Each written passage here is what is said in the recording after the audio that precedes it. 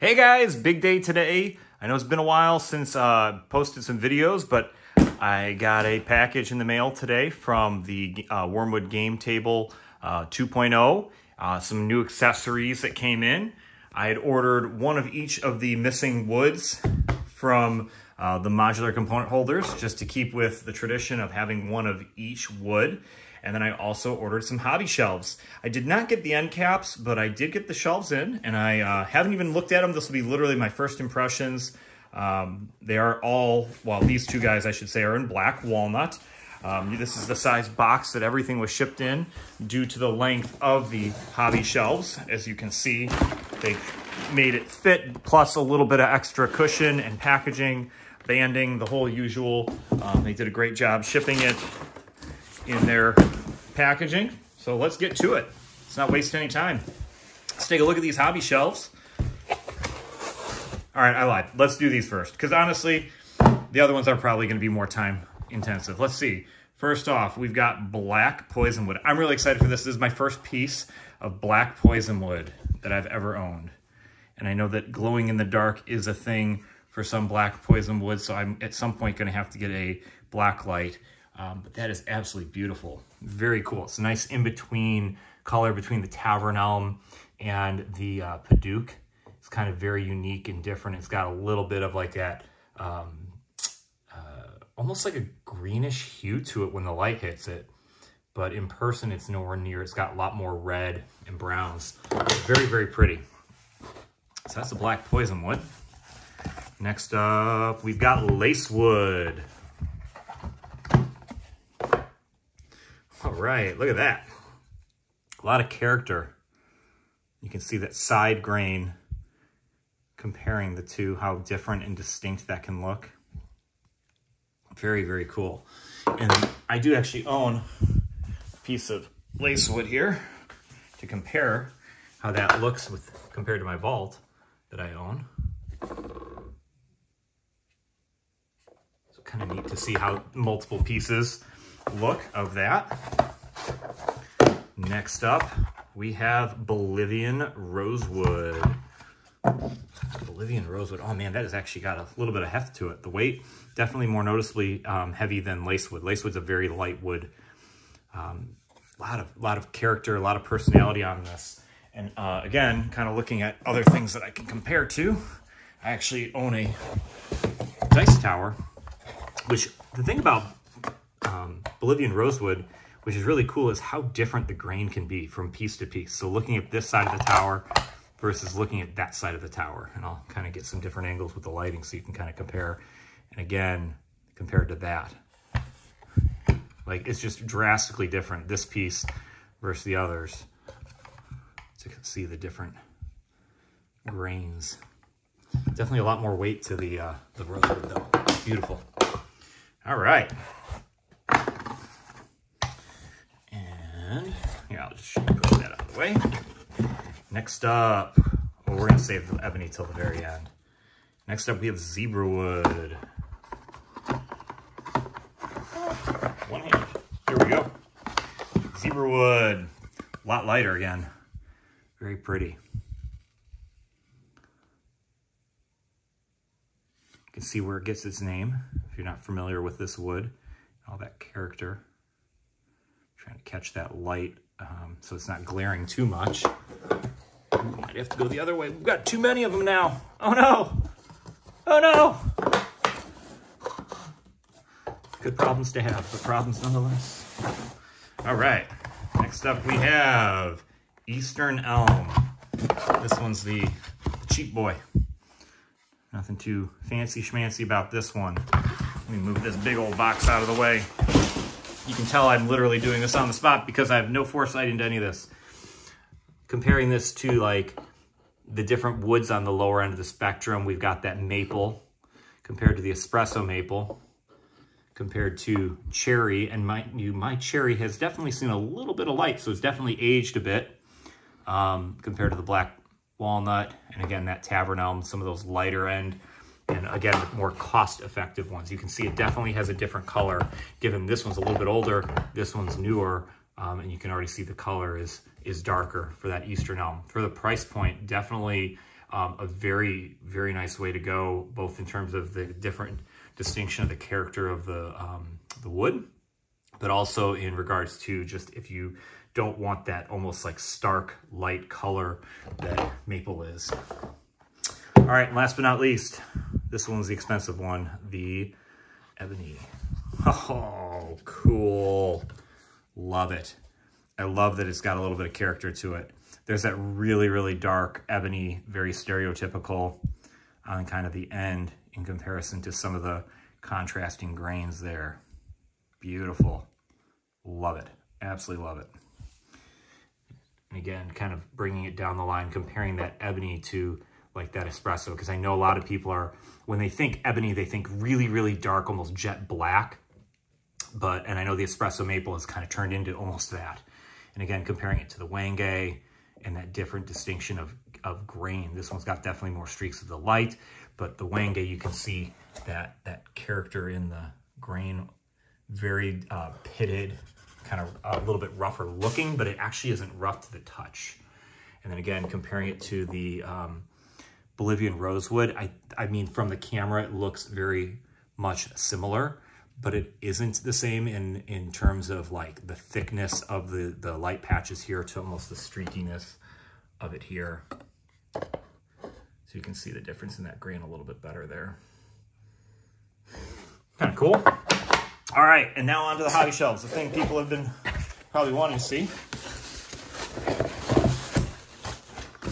Even I'm curious to see how these guys work and kind of figuring out ways to use them. So I'll probably do another video at some point later on, so you can kind of see how this looks. There's that contour that pretty much all their products have on the one side. You can kind of see the ends, how they're made for those end caps. We opted, my wife and I do not have the end caps, just because of the cost. Admittedly, they were very, very expensive for what they are. As long as you can avoid things sliding off the edge, shouldn't be a big deal. But then again, if you're clumsy, maybe you'll need that. So that went right in. Has a little bit of play to it. You can see that right off the bat. And again, kind of going down on a level, you can see there is definitely some play to this. But obviously that's when you're lifting it up and down and shifting it and moving it, like it will do that. But otherwise, when you're using it, it's gonna be out and down and good to go like this. That's not wobbling if you're putting stuff on there. So that's a nice size space, in all honesty. It is recessed a little bit down. You can kind of see how that sits with relation to the lip, because this kind of contours inward. So again, kind of from a side view, you can see how that space is allocated for you. And kind of figuring out what you can put on here. Again, I'm doing this live, so forgive me as I've not played with this yet, but you can kind of see how a dice tower can easily fit in there. Plenty of room. Kind of seeing it from above. You do have a little bit of a space here, not too much.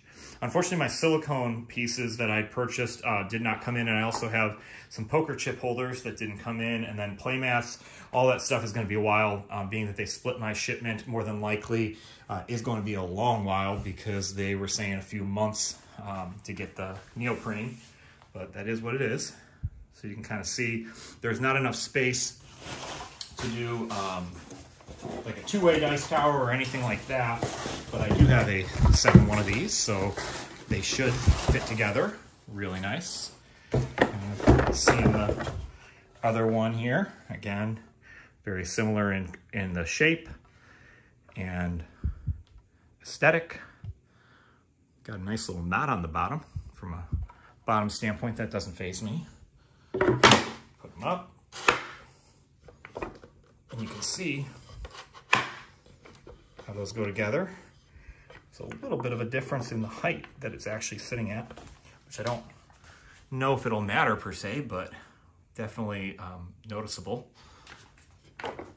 If this was lifted up, which it can align really, really nice, but I'm wondering if it's the weight of this dice tower. Let's figure that out. I don't think so, but I don't know so. Yep, even with that weight, it's not sitting flat. So let me just scoot it down. See, and this is where that end cap, because as I shifted that, the dice tower kind of moved. I could see that end cap being beneficial to keep things from falling off in a moment like that as you're kind of playing with things. So even as I shifted this, you can kind of see it's better. That's actually already better. It's just the way it's sitting in the rail, I think.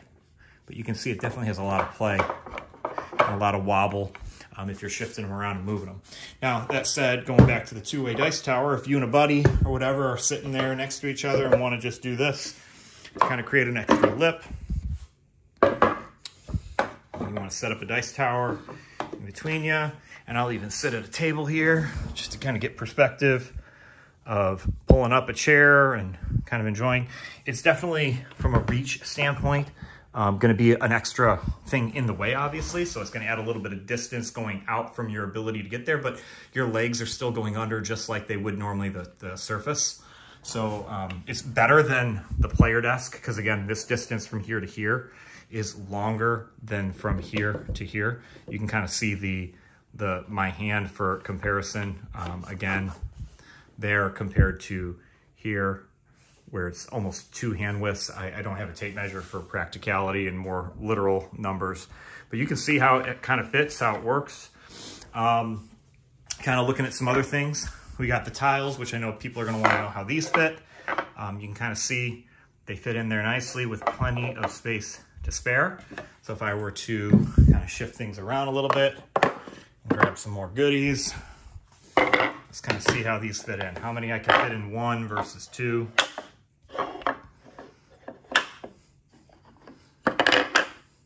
So each one of these will fit 4, it looks like, because you're gonna have a little bit of a buffer on the end, but you're not gonna be able to fit that 5th. Now that said, if you don't have an end like me, you can have it dangle off the edge, and that's not a problem. And that works really nice. You can easily fit 5 of them there. And again, those 5 would allow for a bunch of space up off the table. So if you're playing a game that has a bigger board, or you're using, what's it called, the hex grid or anything like that, but you also want components up here, this does work.